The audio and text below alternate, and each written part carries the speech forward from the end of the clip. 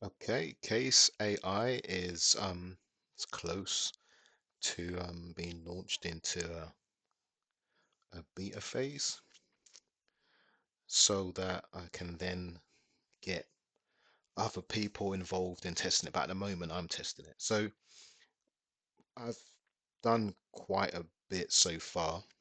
Um, I've had to work on improving the style. It was a bit, it was actually more towards the mentoring style, and I found it was a bit preachy, if I could put it that way. Not really in line with the way that I am, which is more to ask questions. I really do believe in a doctor-patient kind of process, which means asking a whole bunch of questions up front, or regardless of which part of the conversation we are, whatever's said, asking questions to dive a bit deeper. That's where I find the good stuff is. So, um, knowledge,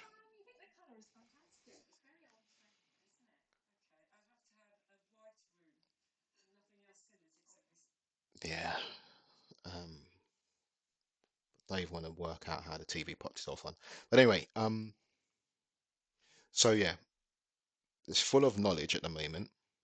Um, but I do have to fine tune it by chatting to it and then editing the responses to develop its accuracy and conversation style. So at the moment,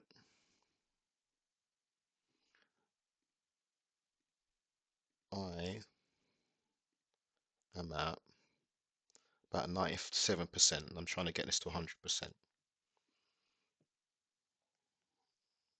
So I've been working with ChatGPT, and let me take this question and show you exactly how I'm improving it. Um, as I've said before, ChatGPT has a lot of information about me and how I work, my style, my tone of voice, all of this. So it's been really useful and almost essential when training Case AI. So let me give you an example. Here's a question acting like a user of Case AI. I have 500 to spend, £500 to spend on marketing. What's the best way to use it? Now, what I found when I put a question in like this, and this is where the fine tuning comes in because I'm then adjusting the answer. But what I found is one, the answers seem to be quite similar from a visual point of view, certain chunk of text, and then you can see it goes firstly, secondly, thirdly, which isn't really the way that I would expect to answer the question. So let me just give an example. Hopefully it's learning and it's not going to be the example that I'm thinking of coming up with first, second, third, but that's what I found. Okay, this is not so bad. That's a great way to start with a budget of £500. You have a few options. The best way to use it will depend on your business and your target audience. For instance, if your audience is active on social media, you might want to consider running target ads. Now, running target ads with £500, to be fair, um, I don't really think that's going to bring much joy. If your business is more content driven, investing in a blog or SEO could be beneficial to one of alternatively email marketing. If somebody had £500 to spend on marketing, what's the best way to use it?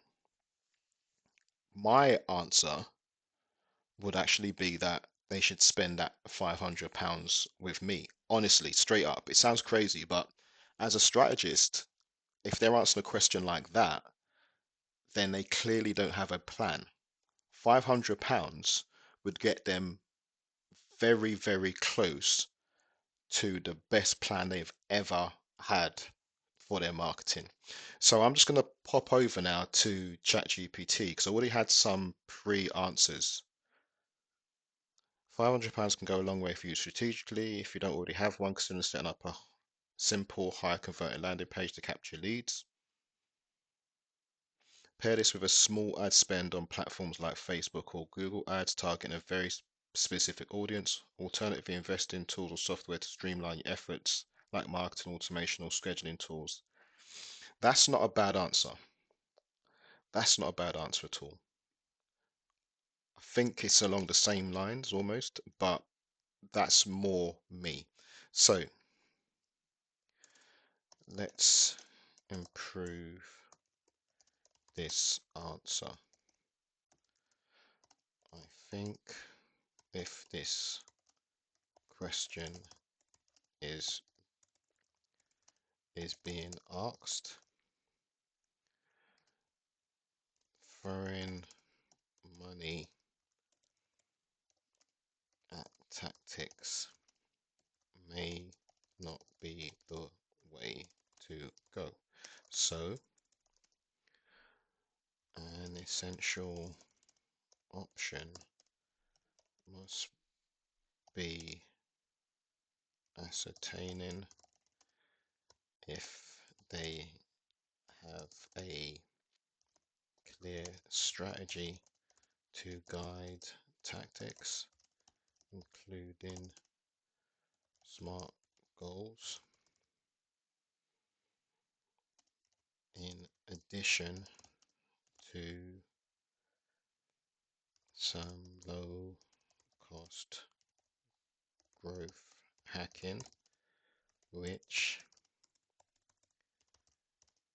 includes the landing page and email follow up, something like that. I'd say revise.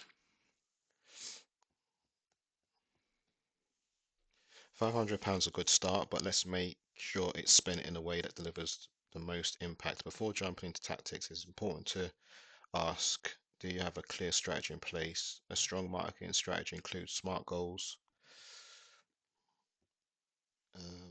time, yeah, to guide your efforts and ensure your investments align with your objectives. Without this, even the best tactics may not. If your confident strategy is a cost-effective way landing page and follow low-cost growth hacks instead of spending heavily on ads, explore organic methods like leveraging. By focusing on these foundational elements and ensuring your efforts are guided by clear goals, you can make the most of your £100. That's your what's your top priority right now? Leads, awareness, or something else? This will help us decide where to start. Yes, that's a lot better. So I'm going to take that. I'm going to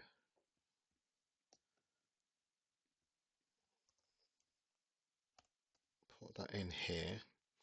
I think from what I've seen, I'm able to do this, a bit of markup.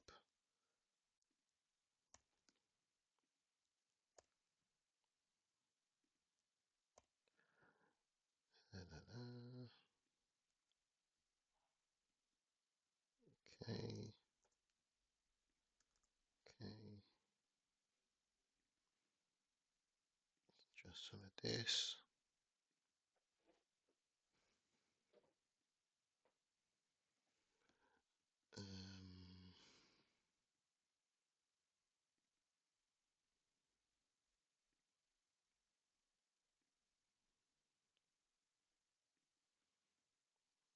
Okay.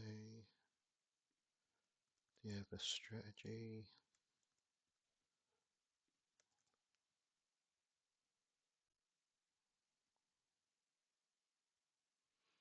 They were basic.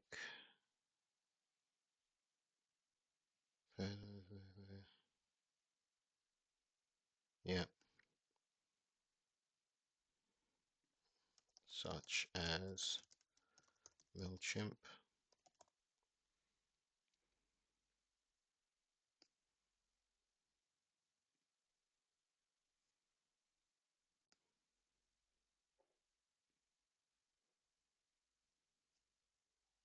Okay, cool. So then I'm going to send that in. So now I'm going to reset. I'm going to ask the question again.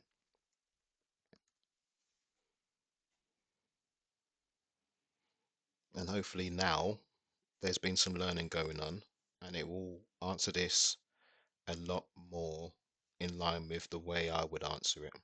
I don't want it to be exactly um, like me. It's not me.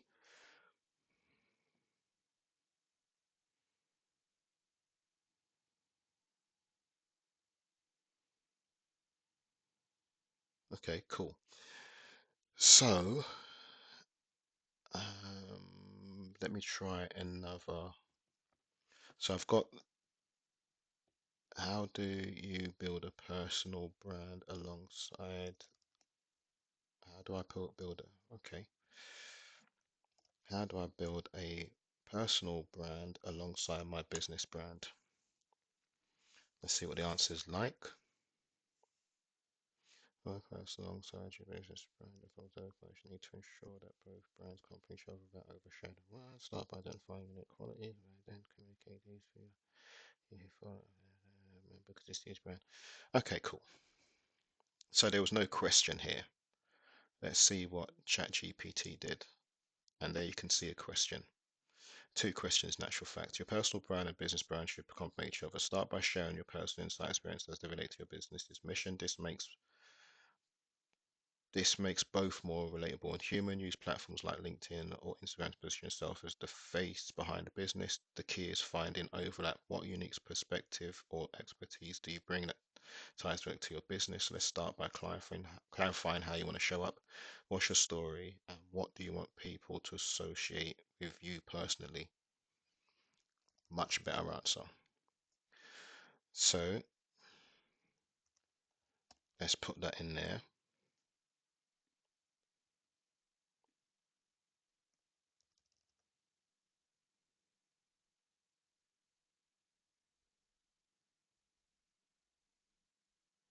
I'm going to change the question a little bit. Should I build a personal brand or a business brand?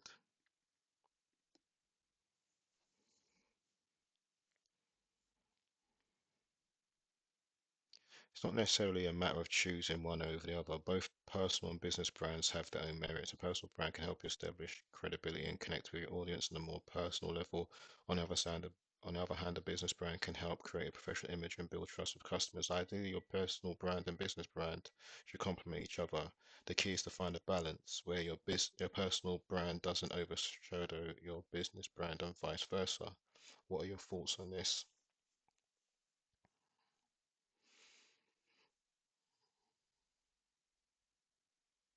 Okay, let's see.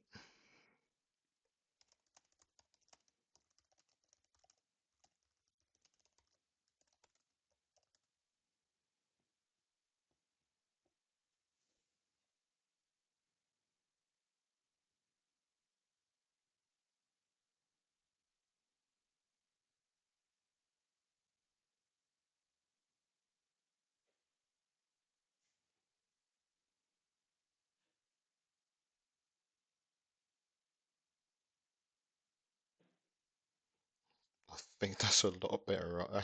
That's a much better answer.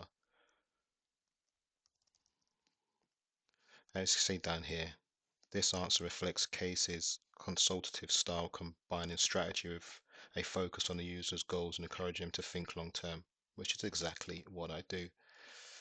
So,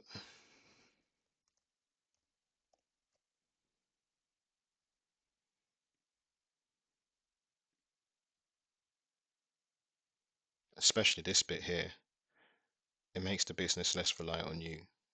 That is an absolute mainstay of any work I'm doing with a client who's building a business, is getting them to build a business that works for them, that allows them to step away if they need to, and it still turns. It's not something that obviously is possible straight off the bat, but it is something that they should be building towards.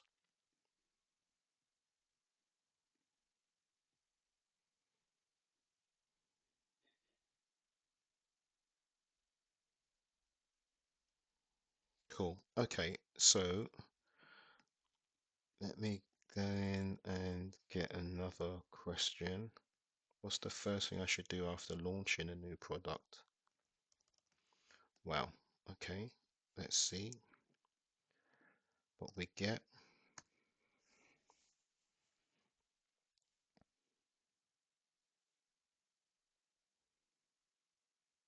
So yeah, this is that's a great question. After launching a new product, the first thing you should do is monitor and analyze the performance of the product in the market. This includes tracking sales, customer this will understand how your product has been received, and identify areas where would you like to discuss how to effectively monitor and analyze product performance. Okay, let's have a look at what it says over here. Right after launch, the priority is feedback and awareness, reaching out to existing customers or trusted contacts to get early feedback. This can refine your approach and give you testimonials or case studies. Simultaneously promote the product to your warm audience, email list, social media, encourage them to share it. If you have the bandwidth, create one or two pieces of educational content around the product and highlight its value. Have you already identified who your first customers will be? That's a great place to start.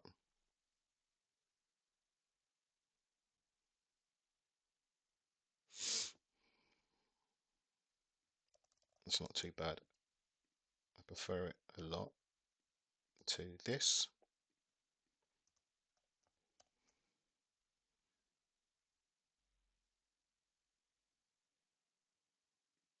If you have the time, if you have the resources.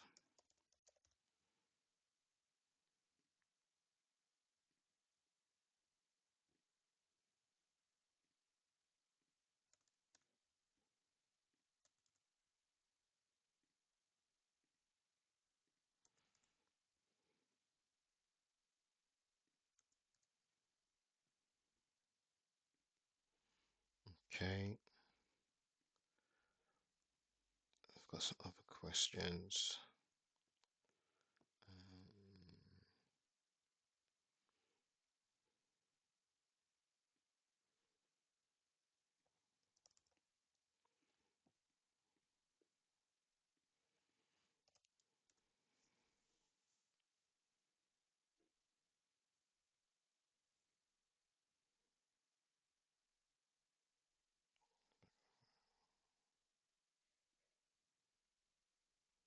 yeah, so again, these answers that it's given so far, they're not conversational. They're kind of preachy. And what I mean by that is they just say something and then that's it. There's no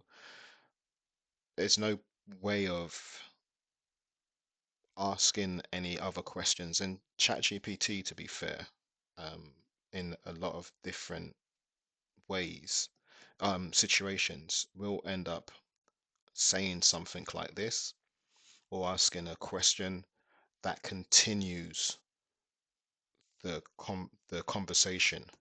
Whereas here, remember, it's always that's it, that's preachy, that's done. There's no follow up. So what I'm going to do here is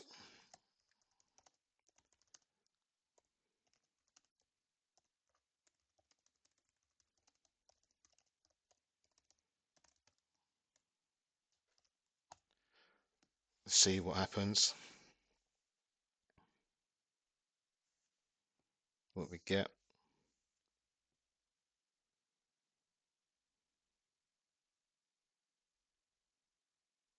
there at the end. The question. It's definitely what is needed.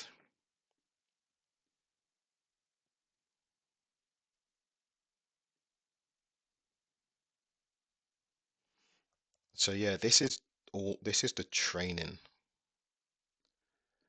bit that I'll be going through. I'm gonna try because that was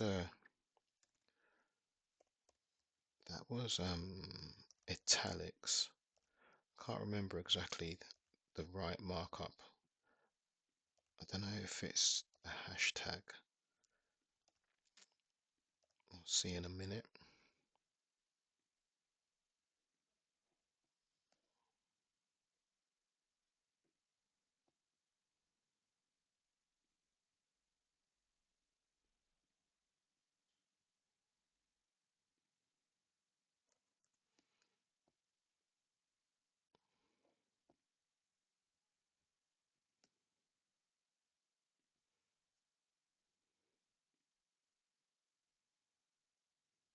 Space would be a dash.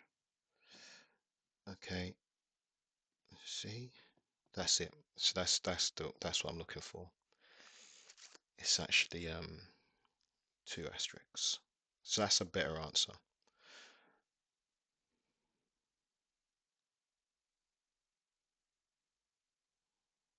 So,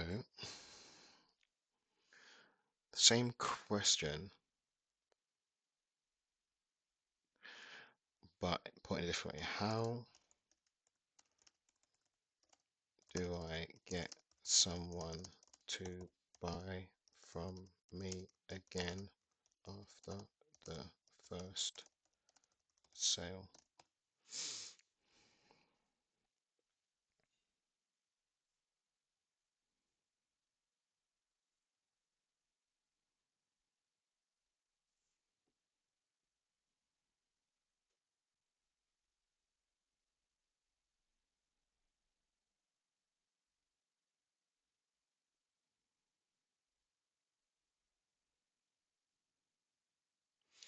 Okay, so how are you currently engaging with your customers post-purchase? Not doing a lot. They just get a confirmation, a purchase confirmation email.